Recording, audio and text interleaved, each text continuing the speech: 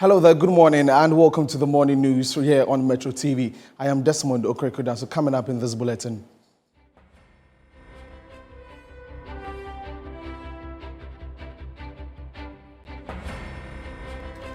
President of the Ghana School of Law is alleged to have misappropriated funds described as unconstitutional.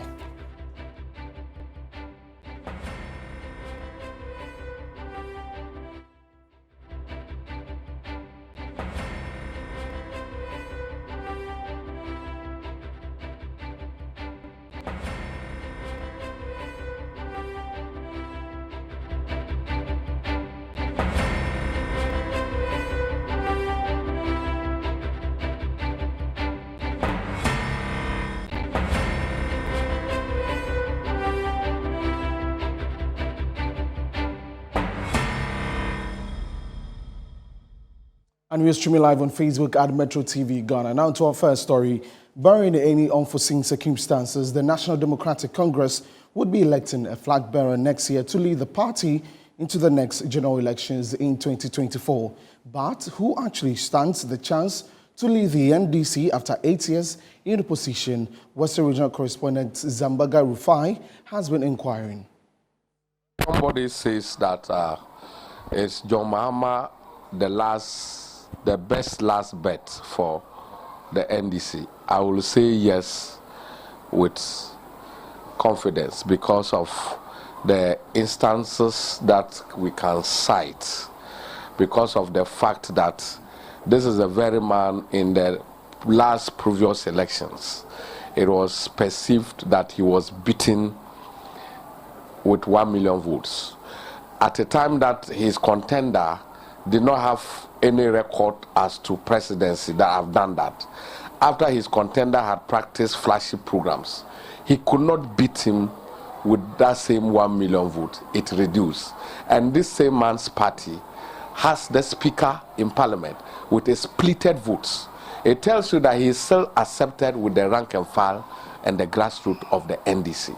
And in terms of resources, he is the person, at least he was a vice president, he has been a member of parliament, he has been a deputy minister, he has been a minister he has been a vice president, and he has, to the latter part, he acted as a president and got his 4 years. So you realize that he has institutional memory of the NDC and the NDC government, because he was part of Rollins's government. So you realize that he is best accepted. He is the last best for the NDC. Popularity of Mahama within the NDC is 98%. Kobna Dufour is less than 50% in terms of popularity. You know, before he served as finance minister, he was not a raw politician.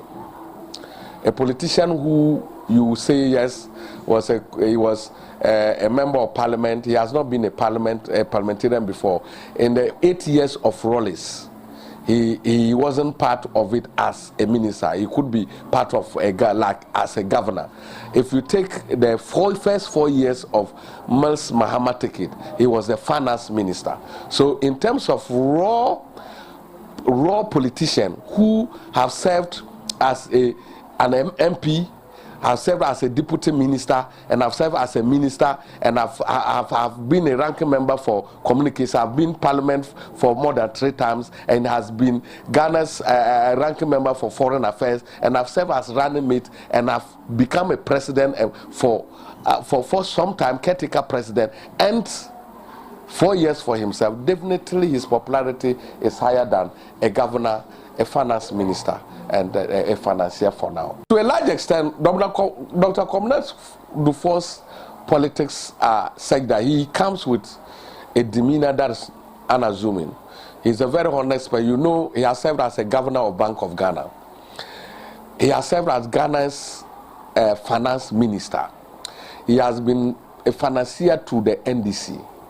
And the reason why they will have to watch he could put up a challenge is that, you know, he has launched the Ahunto project. And that Ahunto project has chairs, it has some sound system, it has some music and canopies for the constituency. What it means is that it's going to empower the constituencies to be resourceful so that they can do other projects. And that turn seems to be buying in very well with the constituents. But then it also has certain challenge, because if the whole constituency have problem with their executives, the fact that you have brought that into their executives does not necessarily mean that all of them will fall along. So he could be a threat. But to a large extent, if you look at the last primaries, 5 people who are Spiogabra, people who have served as ministers within and were even seniors to John Mahama, because Dr. Spiogabra was a minister when John Mahama served as deputy minister, and he also came and served as minister as a John Mahama. You could see the votes they got. That tells you that the rank and file still accepts the leadership of John Mahama. Meanwhile, the Economist intelligence unit has tipped the opposition NDC as the party with a higher probability to secure victory in the next general elections, but the organization highlighted one condition based on which this prospect can be materialized. This was made known in the EIU's 5-year forecast for Ghana released on April 13, 2022. According to the London-based analyst, the assessment shows that the opposition party will have to part ways with its leader, 2022 flagbearer John Dramani Mahama. The former president has led the NDC into 2 unsuccessful election campaigns in 2016 and 2020. As President Akufo-Addo concludes his final term in 2024, the opposition is expected to face off with whoever the governing NPP will put forward as its new leader. In the wake of numerous challenges plaguing the government, including unemployment, an economic downturn, and corruption, among others, EIU believes these developments will fuel citizen sentiment against the ruling NPP administration. They believe this situation will tilt the balance in the NDC's favor. But from their findings, the International Economic and Political Research Consultancy Group indicated that John Mahama is reportedly considering running again. In their latest report, the agency expects the NDC to try to revitalize its prospects with a fresh candidate. EIU has in the past rightly predicted correctly the outcomes of Ghana's elections in 2008, 2012, 2016, and 2020.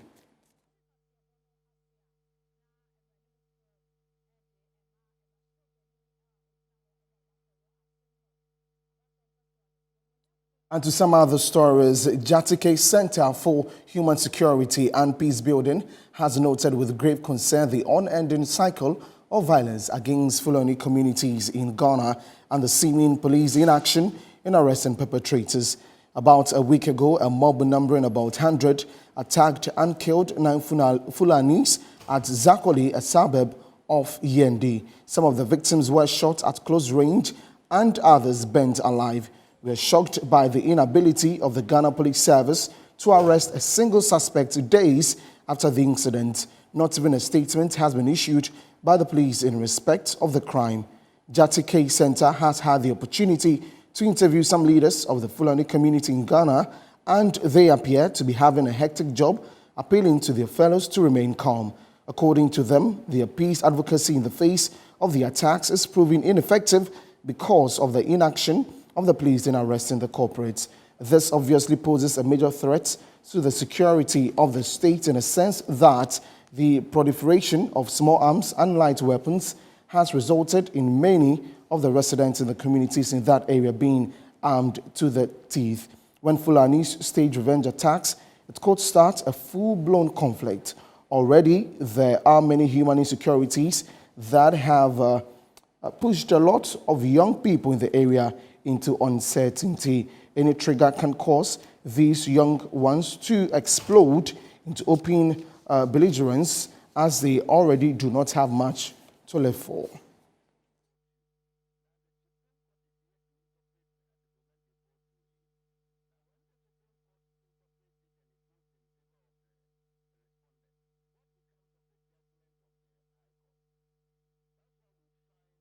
Well, let's get some more understanding into the security issues, and we're joined by Zoom by security analyst Adib Sani. Adib, good morning, and thank you for joining us here on News at 6.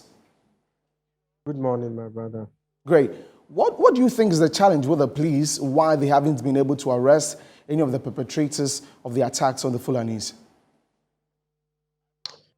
Well, based on the information I've gathered on the ground, and we at the JSK Center over a period have also cataloged the number of incidents from the northern region to the northeast to Savannah to the Bono region area, eastern region, Oti region, and a whole host of other places. I've come to the realization that mostly violence perpetrated against Fulanis is seen as violence against foreigners. And so the seriousness you would expect the police to give it is not usually the case. There was this incident where some Fulanis were attacked. As a matter of fact, 4 were killed.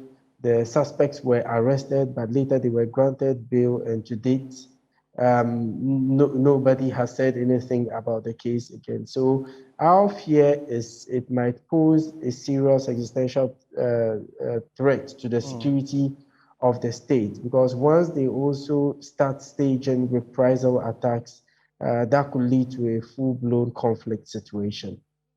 Your outfit made this research.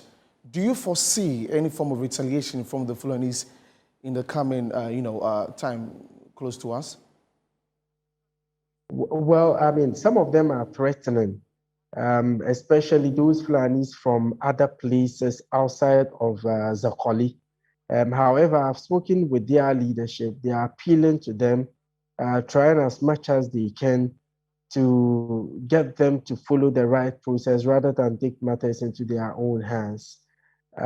We've had the Northern Regional Minister go to Zakoli. He appealed to the Fulanis that justice would be served. But the problem is, in the past, similar things were said, but it amounted to nothing. But currently, I'm not aware of any intention on the part of any Fulani group, whether it's in the northern part of the country or in the south, to stage any attacks. But certainly, we cannot afford to be complacent, and we need to address the issues so we don't get to that stage. In your research also, did you find out any work by community leaders, by the government, by people in power to try and solve these issues with respect to the attacks on the Fulanis? Unfortunately, we always talk about it. Recently, I was in a meeting with the top security capo, and it's an issue that he brought up. Unfortunately, there's no commitment on the part of major stakeholders to deal with it. One of it is the fact that a lot of Fulanis are denied access to certain basic services, including access to the Ghana card, health insurance, and even there are places, especially Zabzugu and Sampa, where Fulanis have had their passports confiscated by immigration officials. And it is worrying because it would start to make them feel marginalized, which is usually a recipe for disaster. So I think we need more commitment on the part of government and other stakeholders to address these issues. I'm not denying the fact that there are foreign Fulanis in Ghana, but it's also important for Ghanaians to know that not all Fulanis are foreigners. We have second, third, fourth generation Fulanis living in Ghana, including the second lady, Hajia Samira Baumia. The independent constitution categorically stated that once you lived in Ghana before 1957, you automatically become a Ghanaian. And the 1891 census that was held in Ghana, which, as a matter of fact, is on record to be the first census held in Ghana, had Fulani communities living here. So we don't. I think there's the need for education, so people would come to appreciate the need for peaceful coexistence. Do you see this as an opening for other attacks outside the country, such as jihadists, as we have in several neighboring countries by Ghana? 100%. There's no denying that fact. It is an incontrovertible fact, and we have so many lessons to learn from other jurisdictions. because there are Fulanis all over the subcontinent and even beyond. So if they feel their comrades in Ghana are in distress, the possibility of them coming in to help them is quite high. We should also know that a lot of these terrorist groups operating in Mali, Burkina Faso, and other parts of the sub-region, including Chad, Niger, and even Nigeria, a lot of them are of Fulani extraction, and some of them is based on historical antecedents, especially the one in Mali is based on long-standing grievances on the part of particularly the Azawats and other Arab Bedouin tribes in that area who feel marginalized. The same is applied. The same applies to the Fulanis in Burkina Faso. So the possibility that some of them might be disenchanted to the extent that they become so frustrated and perhaps belligerent is very high. And this can pose a threat to the security of the state, particularly the issue of terrorism. We do know for a fact that we are a country that is fairly peaceful in a rather volatile sub-region. Terrorists have attacked almost every country in West Africa, but Ghana remains one of the few countries that has not been touched. But let's not forget that in a report submitted to the UN Security Council in February, indicated that there's a terrorist warehouse in Ghana, in Benin, and in Togo. So, of course, this has raised concerns, and the possibility that they might be preparing for an attack is very high.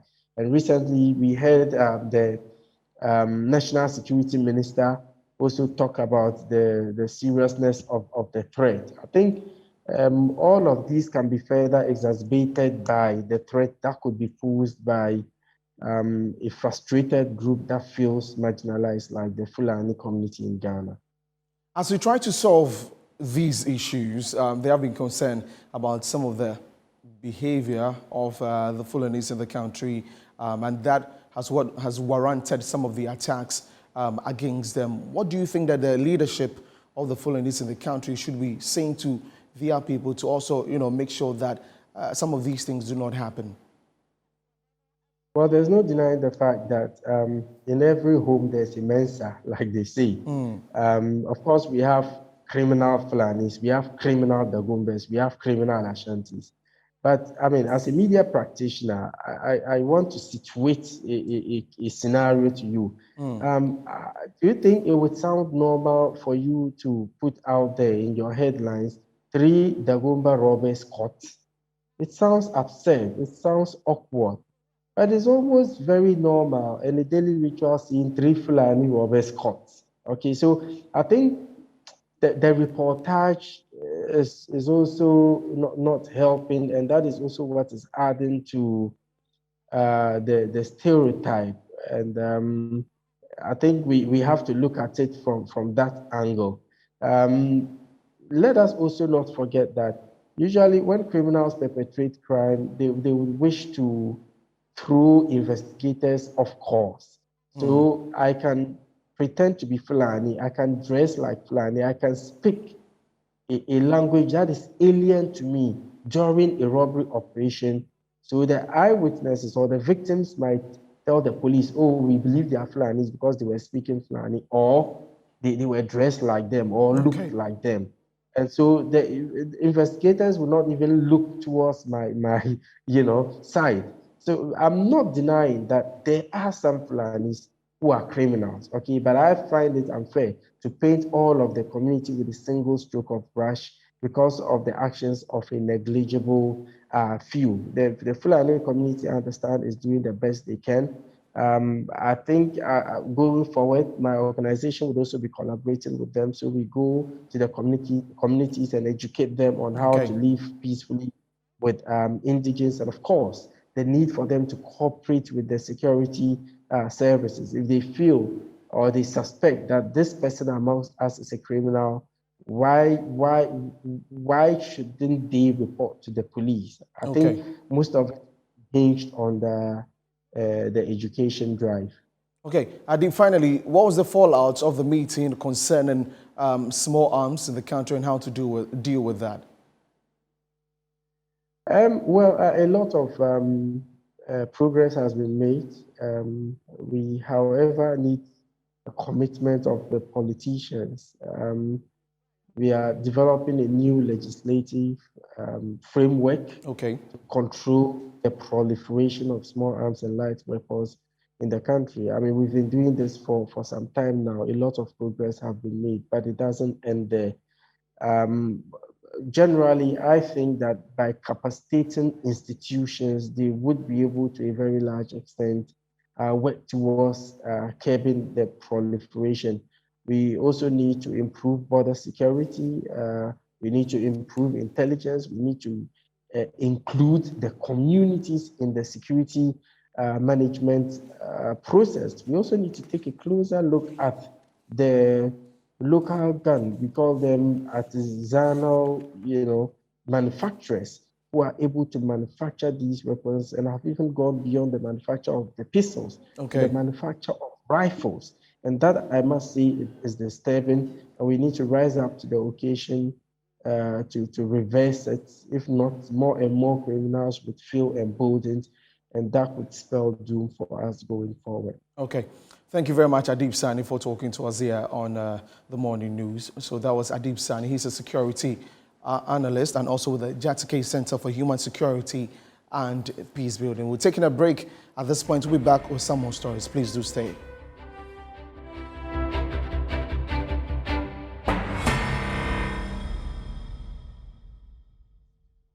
Welcome back from the break. Now let's get to the Ghana School of Law, where the president of the Student Representative Council, Wanda Victor Kuto, has rubbished reports that he has been interdicted.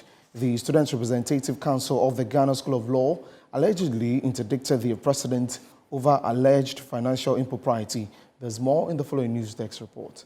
In a press release dated April 12, 2022 and signed by the Registrar of the Ghana School of Law, the management stated that it is with immediate effect taking action to probe the issues. Wanda Victor Kuto, among other accusations, is also said to be running an SRC-owned mobile money business with his company name and diverting proceeds from the business for his personal use. The Executive Council of the SRC queried the president, but said they are not convinced with his answers. They therefore constituted a committee to investigate the matter. Pressure has since mounted on the SRC president to resign while investigations are done, but he is reported to have turned down such suggestions. The Students' Representative Council of Ghana School of Law, however, says it has interdicted its president based on a prima facie case it has established against him. The Executive Council further indicated that it has, by the resolution and the Article 20 Clause 4 of the SRC Constitution, appointed Yofi Imprim, Vice President of the Green Hill Campus, as interim president until the findings of the investigation committee are complete. Meanwhile, the SRC president of the Ghana School of Law Student Representative Council, Wanda Victor Kuto, has rubbished reports he has been interdicted. Now, the Ghana School of Law SRC president, Wanda Victor Kuto, has told Metro TV his side of the story. How do you respond to these allegations? One of them is that you bought a 2014 Toyota Corolla with, the school funds at an exorbitant fee. Also, they say that some mobile money account in the name of the council, you have withdrawn almost all the monies in it. How do you respond to these accusations? Thank you very much, and good evening to the viewers. Respectfully, before we get to these issues, let's set out certain rules. So, for example, I just look at your reportage that some purported executive council meeting has resolved that I should be interdicted. Let me say this, that executive council meeting are properly called. Executive council meeting are properly called. And respectfully, under the constitution of the SRC, as president, I chair the executive council meeting. And I will instruct secretary to inform members of the executive council of date, venue, and time for executive council meetings. Now, we have a convention that there are times that we have emergency council meetings. Emergency council meetings, at every point in time, the president must be in the know. If I'm unable to chair the emergency meeting, then I delegate for one of the vice presidents to chair. So it's important that you know that procedure is important as the substance. So it's not possible for a group of executives to meet and say they've passed a resolution. Now, let's put this in proper context. Management of the school has released a notice that they are doing an investigation on all the allegations. 1. 2, some students have sent a matter to the SRC courts. Both of these major stakeholders, management and the court, they are yet to come out with adverse findings against me. So how is it possible that a group of executives will meet and say that, look, you have been interdicted? What's the constitutional basis? This is the law school. And at the heart of the law is common sense. An allegation has been made. I said, look, I'm a law-abiding citizen. Any committee that invites me, I will avail myself. Then a group of executives will meet and say, you've been interdicted. And within 1 week, the secretary has issued 3 notices. One, when I was in the US, in Texas, on an official assignment, he issued a notice that I was part of a committee that voted for some 3 members to be part of the committee. That was wrong. If he said I was part of the meeting, then who chaired the meeting? Because as president, I ought to have chaired the meeting. That was wrong. 2, he issued another notice that I should step aside. Whilst I was away, last night I heard he has issued another notice that I've been interdicted. The SRC goes beyond issuing notices. It goes beyond running to the media, issuing notices, said you've copied management, you've done. The SRC goes beyond that. Right. His notices has eventually becoming a liability on the SRC. It's affecting receivables due the SRC. I want us to put this in proper context. Let me come here briefly. You said when you were in Texas, they issued a statement and all that. Are you saying that the SRC cannot function without your presence? That's why you have vice presidents and other leaders of the group. So are you saying that when you were absent, they should have waited for you to return before doing that? What I have just said, that if we are going to have executive council meeting, even away, we have what we call Zoom meetings. For example, quite recently, under my instructions, the secretary was in Uganda. We had to issue notices. But we waited, we corresponded with him. Whilst in Uganda, he issued a notice on behalf of the SRC, under my instructions. I wouldn't say because he's in Uganda, we will do things behind him. No. There are always structures that we work with. So you cannot just wake up and say, if a group of executives meet at the fufu joint and stuff, that is not executive council meeting. Executive council meetings are properly called with notices. When I arrived on Saturday, I reached out to him that in the course of the week, I will let him circulate notices to executive council members for us to meet. Because I'm here to appoint the electoral commissioner. Under the constitution, as president, I have to consult the executive council.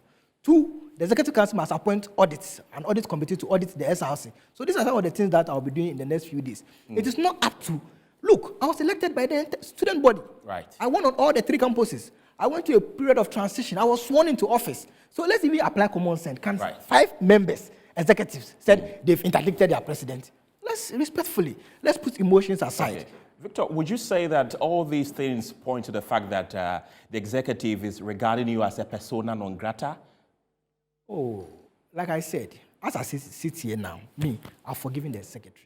I've forgiven him. I have nothing against him. I was elected by students. Okay. I have the duty to bring all of them together. In spite of all of this, I've forgiven him.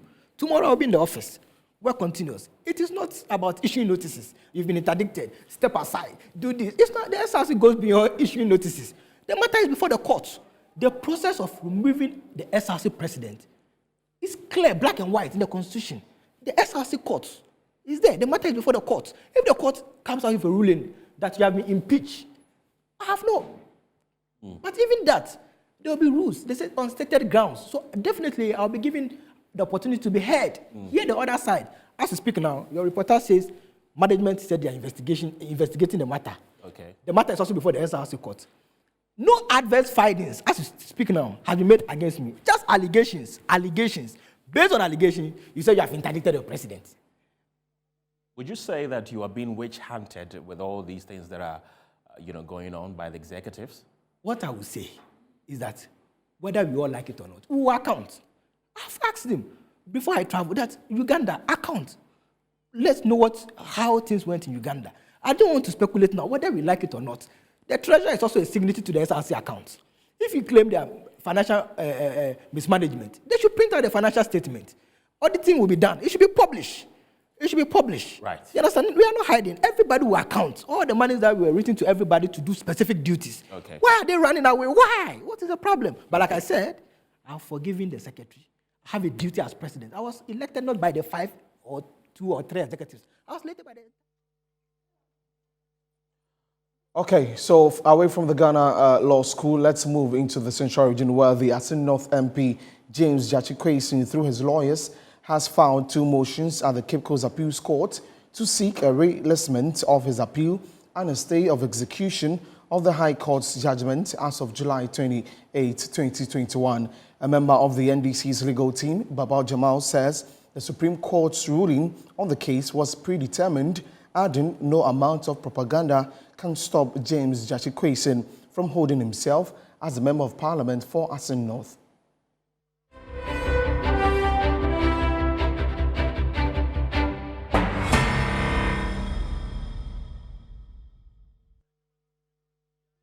Welcome back from the break. Let's do some other stories. And fuel prices will remain stable throughout the month of April. The Institute of Energy Security has projected. IES attributed the projected stability in prices to the drop in prices of petroleum products on the international market in the last pricing window. In its review of the April 2022 first pricing window from April 1st to April 16, 2022, the IES found that Brent crude price stayed mostly below the $110 per barrel mark, closing the window below $5,100 per barrel. For the window under assessment, prices reached an average of $104.98 per barrel, representing a 3.03% reduction over the previous window's average price of $108.27 per barrel, it said. Gasoline price fell marginally by 1.06% from its initial price of $1,060.23 per metric ton to the end date price of $149.02 per metric ton, it added. The institute, however, indicated that the cedi, which was a major variable in determining fuel prices locally, depreciated by 1.44% to close at 7 cedis, 79 pesos to the dollar, from the earlier window's rate of 7 cedis, 68 pesos to the dollar. For the remainder of April 2022, with a 1.5% cedi depreciation against the dollar, 1.06% fall in petrol price, 3.65% fall in diesel price, and 3.72% fall in the price of LPG per metric ton, the IES projects relative stability in the price of fuel on the local market. And now data from the Bank of Ghana has revealed that the nation's economic growth momentum is expected to be moderate in the first half of 2022 due to the rise in input cost triggered by the upward adjustments in petroleum prices. Global growth for 2022 is projected to be moderated according to the forecast from the IMF World Economic Outlook for January 2022. Increased geopolitical tensions and impositions of sanctions on Russia due to the Russia-Ukraine conflict could have dire consequences on global oil and gas prices. On the domestic front, growth momentum is expected to moderate in the first half of 2022 due to the rising input cost triggered by the upward adjustment in petroleum prices. Also, the latest Bank of Ghana service result indicated softening consumer and business confidence, which may affect private sector production plans and investment. This notwithstanding, the gradual rebound in private sector credit will continue to drive the growth process in the near term. Fiscal policy implementation has come under strain, reflecting embedded rigidities in the fiscal framework, which will require extensive structural reforms to free fiscal space and restore both fiscal and debt sustainability. In particular, revenue performance has been slow to align with projections, while expenditure remains rigid downwards despite the strong effort to cut expenditure by 20% as announced by the government. These developments have resulted in financing constraints which would have to be swiftly resolved to achieve the announced fiscal consolidation. The CEO of the Ghana Chamber of Construction and Industry, Emmanuel Cherry, has called on the government to ensure proper demarcation of regional lands to ensure efficient use and legitimate ownerships, thereby avoiding land litigations. What we need to do as a country holistically, number one, to rezone the entire country. Let's do proper demarcation so that this influx of urban rural migration must at least reduce. Because everybody sees Accra or Kumasi to be the, how do you call it, the cash cow. So everybody want to go in there. So therefore, what happens? We are becoming overcrowding. And if there is overcrowding, the commodities become scarce. So if it becomes scarce, then price fluctuation also cash in. So the fewer facilities you have in there, monopolies takes a set in, and then before you realize, the price fluctuation keep increasing. And redemarcate this country, all the regions. And this land has been earmarked for this particular purpose, and you know where to get it. You see, but in this case, it's in the hands of some few persons, and then they are dilly-dallying with it. So if that happens, they finish selling the land. They still need, how do you call it, to break an evens. So what happened? They turn back and do otherwise, and land litigation comes in. And that's where you see land. And in entertainment, some drama with respect to the Vodafone Ghana Music Awards, where the awards board has now recognized Apietus as one of the sound engineers for a song produced by Wuta that caused so much controversy. Let's watch the story. Weeks ago, Wei Otain criticized the board members of the VGMAs for not doing their due diligence when they nominated only Efriye Wuta for the song in the Audio Engineer of the Year category. After his rebuke of the VGMAs, the organizers of the award scheme, Charterhouse, clarified that Efriye Wuta didn't add Apietu's name as a sound engineer of the song. Otain said he knew most artists in the country who have the skill to mix and master their own songs. He was sure Efriye did not master the song himself, although he told the VGMA that he did. As a result of his efforts to ensure this anomaly was fixed, the VGMAs recognized Apietus as the technical brain behind the song. Wei Otain shared his elation on Facebook when the VGMAs released a flyer that acknowledged Apietus, the sound engineer for Country Hot. Finally, the right thing has been done. No voice is too small not to get the right thing done. Let's continue to prompt ourselves and save the industry that's made us. No one is perfect, but collective efforts can make something right, he wrote on his Facebook page. He thanked Charterhouse for rectifying the mistake. Thank you VGMA 23 and Charterhouse. Apietus now can sleep. Efriye Wuta, kudos. Let's all win, he added. We're taking our final break. We'll be back with some more stories. Please do stay.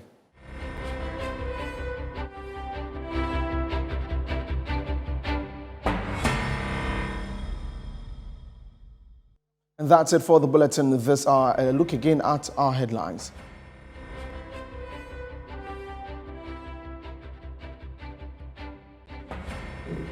And the Economist intelligence unit has tipped the opposition NDC as the party with a higher probability to secure victory in the next general elections.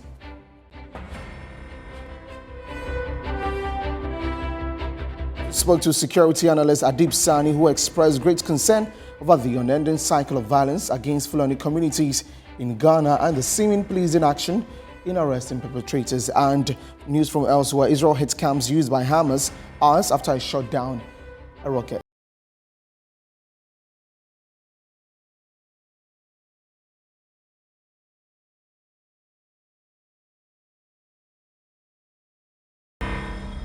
And that's it for the morning news at 6 minutes. Thanks for watching. I am Desmond Okwekudansi. Do enjoy the rest of our programs. Up next is This Morning. Bye-bye.